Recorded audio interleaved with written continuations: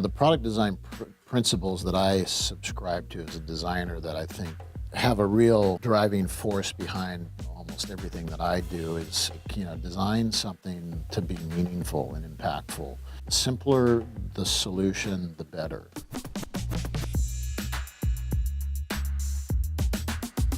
With Urb-E, the way that we approached, developing and designing that product was very much a form follows function principle. It is everything that you see and it's nothing that you don't see.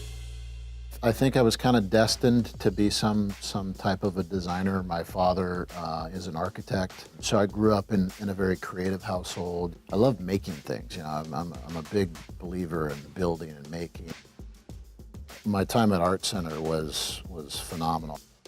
I wasn't really sure which way I wanted to go when I got out of school.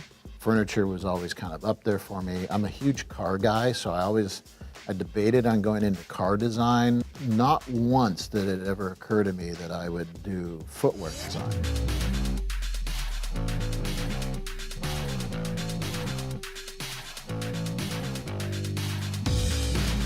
So I ended up coming in, I was head of design at Vans for 7 years. But I got to the point where it's like, okay, now I kind of gotten to the pinnacle of my career. I'm head of design for this, this incredible company, and what do I do now? And I was kind of getting into this place in my head where I'd love to be able to do some other things.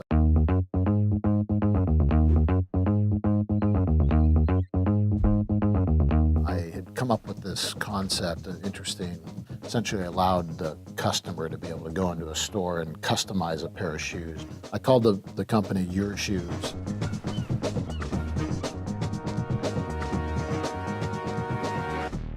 About 2 months after I left Vans, October of 2008, the bottom of the barrel falls out and the economy takes a dump, and my investor loses about half of his personal wealth overnight.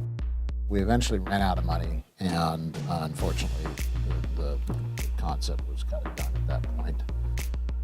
Kind of swore that I would never start another company.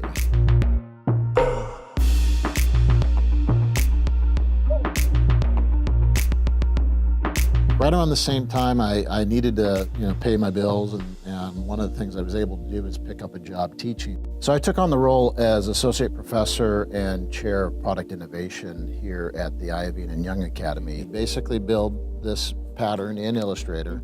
This will probably fit like as is right here. What's fun about the Academy is there's a huge component to the students that are very, very entrepreneurially minded. So it's a really interesting dynamic when you have students that are thinking like business people, but have the skills and the creativity to actually bring to life their creation. So now we can actually utilize this to render it into the environment type thing too. Yeah. One of the classes I was teaching was a class called Mobility Design.